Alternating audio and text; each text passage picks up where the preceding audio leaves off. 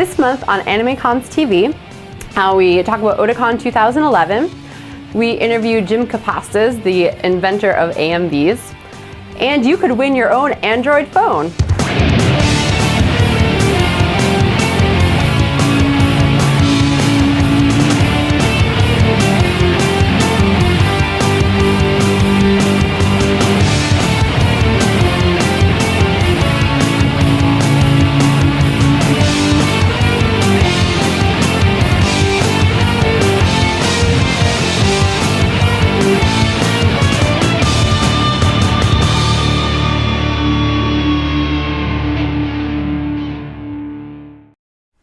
So we just got back from Otakon, going back another year and having another blast. What were your favorite parts this year? Being in Sykes was really hot. Like, it was 100 degrees every day, but that's not something the con can control. Yeah. But it's a good thing when that's the worst part of the convention, is something out of their control. Too much sunlight. Oh no. It made it helpful to have some ice cold water or something, you know, just cool off when you're going through Only outside. $1. But I mean, Otakon continues to be kind of the best bang for your buck, especially if you're on the East Coast. I mean, there's so much going on at this event, and one of the things I think they've really gotten down is using their space the best possible way. One of the new things this year was the Matsuri that they had on Thursday, and it was announced too late. Yeah, it was announced too late, so we didn't get a lot of people there. And I think if they promote this more and they use it as a chance to get more people, like they had tables for a couple clubs. iShine was doing a performance, and right behind it is Camden Yard, so it's a really cool spot. Just, they need to build it up, and I think if they keep doing it year after year, they're going to see a better attendance, and it gets people out of the line for reg. But going back, you said that it took away from the reg line. I feel like Otakon still has a problem with the dealer's room line becoming just ridiculous in the morning. I don't understand why so many people still get in line. But part of the reason is there's still kind of nothing to do in the morning to take people away from that. But I'm not, maybe the Matsuri can help with that if they move it to Friday, but the line just goes everywhere, and you know, you can't get in on Friday until a couple of hours after it opens unless you want to wait in line, which is silly. Yeah, I mean, and the dealer's room is incredible to check out. I mean, they had an awesome full or human size statue of Gundam Unicorn at one booth that was selling nothing but Gundam model kits, and that was awesome to see. So, you know, everyone wants to get in, but the thing is, waiting in line, you're just wasting your time, because if you do check out some of that programming, and if they get more of that going on, you're going to have people who can get there, and you don't need to be there right at the beginning. Most sales don't happen until later on in the weekend, and rarely have I ever heard of anybody saying, oh, they're so glad they got something when the first time they went in because it wasn't available ever. There's usually plenty of extras at dealer room spaces and stuff like that. Right, and I do find it still kind of strange that Otakon has 6 panel rooms, and they're all huge. So it seems like maybe, I think that they should go into other hotels, kind of like what DragonCon does, and have a lot of smaller panel rooms, and maybe like 2 or 3 more, so that they can spread out even past the Hilton, rooms that hold 100 or 200 people, just to, 1, pull people out of the convention center a little more because it's so crowded, and 2, have more programming that people can go to instead of milling around in the halls a lot and getting in line for the dealer's room when you don't have to. I think that would be a really cool thing to see, is more panel rooms, because it seems like 6 is a small number for a size that Otakon is. And I mean, especially the press areas were in a separate hotel, not even the Hilton, a different hotel in the area. So they definitely can get spaces at other hotels and expand it more. So I definitely think they're on, once again, it's on the right track. It's keep doing what they're doing, use more space, use it better, find out what's going on at better areas, and you'll spread out the, I mean, they were about, what, 29,000, I think, or I think they hit 30. I think they hit. That's a lot of people. So spreading them out is definitely going to help, but I mean, I'll definitely be back for next year. How about you? If I can get time off work, I'll be there. It's easy to get to from Boston, and cheap to fly there, and a lot of fun, and ice cold water, only $1. Yeah, seriously. Woo! I actually caught it. Do we actually have to pay you? Oh. Hopefully we'll see you next year at Otakon. All right. We're here with Jim Kaposztas, who a name many people might not know, but is very significant to anime fandom as a very big distinction. You're the person who kind of made the first anime music video. So can you tell us about that? Well, it all started off with a discussion with the teacher I had back at Fairleigh Dickinson University. We thought that MTV was a passing fad. Ironically, as we're telling this story, this is the 30th anniversary of MTV going on the air as of 12 midnight on August 1st. So I had met some people who introduced me to real Japanese animation, not the, oh, they're just robots, or Sergeant Knox got out right behind you. The first surprise I got was those characters are actually dying, but in other shows, they're either robots or something else. So at the time I was learning how to do production in television back in college, and I had gotten a VCR back in 1978, which was regular record, play. You had one timer function. You set the opening time and you hope that it starts. I had gotten a second VCR which had a flying erase head and the ability to do audio dub and video dub. And at the time, the first video came across because I'd gotten copies of Space Battleship Yamato, which was known in the United States as Star Blazers. And at the time, the last episode of the 60s TV show, The Prisoner, was running. And in the last episode, Fallout, the prisoner, played by Patrick McGowan, and two other people are shooting their way out of the village to the music of the Beatles' All You Need Is Love.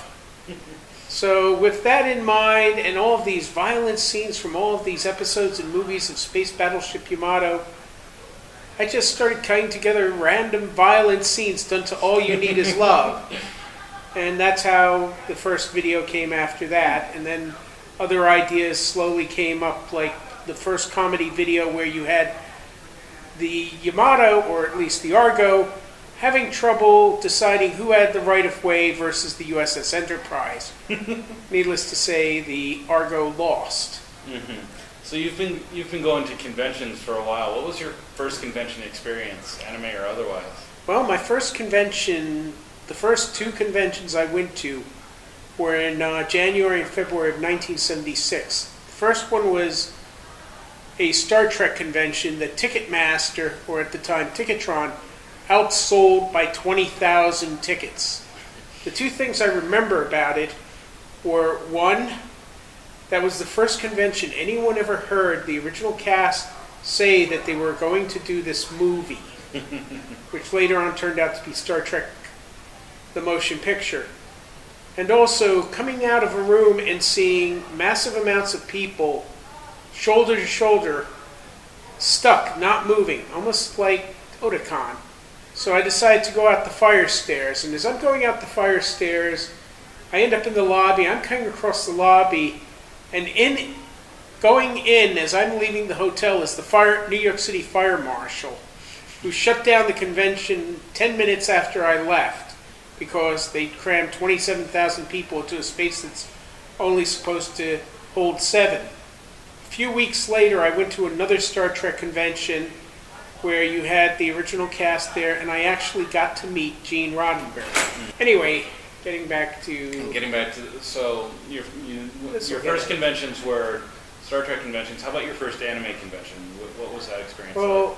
A comic book convention later on that year called Creation Conventions started running animation. I ended up seeing an episode of Mazinger Z on film, and the two things I remember about Mazinger Z is the robots are bleeding or scoring out transmission fluid, and the one robot that had missiles come out of her breasts, or her breasts were missiles. But the first actual anime convention I went to, which I ever heard of, was AnimeCon 91 out in San Jose, which later on evolved into Anime Expo. But my first involvement with anime at conventions was a guy by the name of Rob Fenelon and Michael Pinto, who was in charge of the Star Blazers fan club at the time, had arranged to have a anime video room as part of LunaCon 1983. And I ended up getting involved because I was pretty much video ops, which back then meant you brought the equipment, you usually brought the tapes, and you usually slept in the room with the equipment to make sure it didn't get stolen. Great. Well, once again, thank you for taking the time to talk to us. Is there any way that people can see some of the stuff that you've made? I'm slowly working on getting stuff up on YouTube. Okay. But, as soon as I can, I'll just let you know. Great. Thank you once again. Thank you. Our contest to win the Samsung Captivate continues. It's a Galaxy S phone, and it's brand new, never been opened, still sealed. It's running Android. It's got a 4-inch Super AMOLED touchscreen, 16 gigabytes of storage, micro SD card slot, almost 6 hours of talk time, 5 megapixel camera, great for taking to a convention and taking pictures of everybody. Or it's got TV out, so you can play some video on your TV, or you can just watch the video, watch podcasts on your phone, like AnimeCons TV, the Chibi Project, anything. And it's got Bluetooth and mobile hotspot and USB sharing. So it's a phone worth winning. And all you have to do is make a promo video for AnimeCons TV. The deadline is October 17th at 6 p.m. And that's right before we record it'll be the November episode. So we'll announce the winner in that episode and show the video. So if you want a chance to win this great phone, running Android and with all this cool stuff, it has a wall charger, it says. Then make up an entry, submit it. You can find the rules at animecons.com/contest.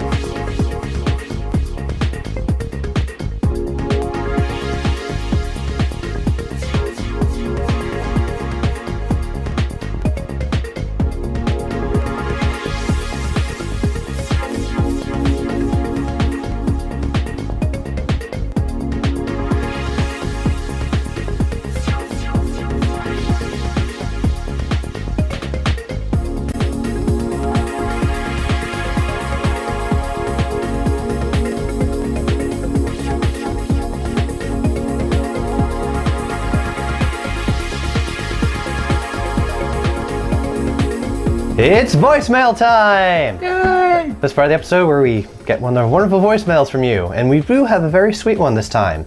Hit it, Johnny. Hey, you're AnimeCons, right? That's us. It's just that, ow, sorry, I hit my knee.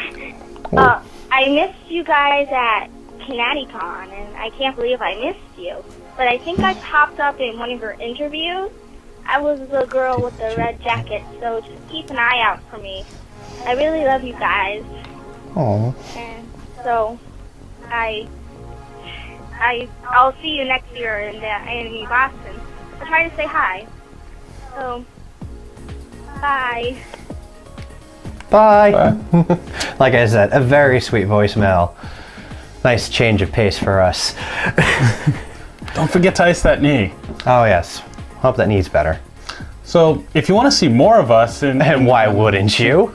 you can listen to Atomic Trivia War 9000. It's a great podcast with a great bunch of guests. We'll be on episode 45, which is titled They Just Show You the Part of the Boobs. And it'll be coming out, it's a weekly podcast, comes out every Thursday, and they were a great bunch. I hope we can have trivia with them again. No, it was very fun. Voice chatting with everybody like that. It was funny because I didn't know when I actually was supposed to cut off. And they're like, oh, well, wait. Are you still there? Yeah, sorry, I'll leave right now. Nice working with you, click.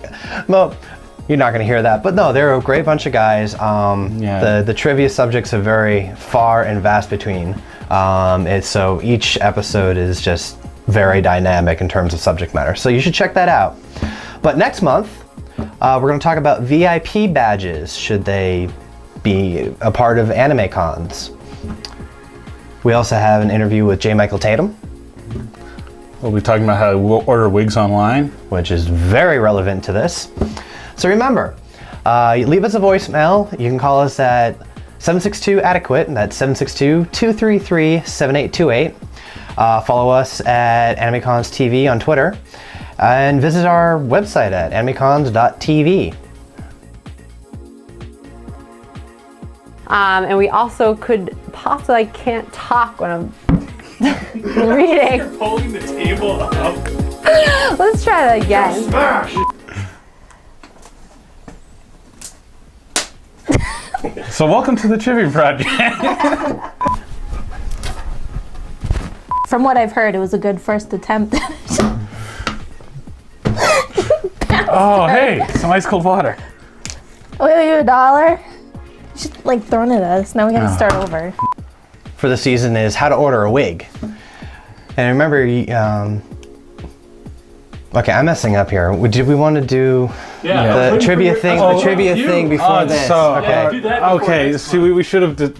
Our contest to win the Samsung Captivate. Doug, can you spot me? There you are.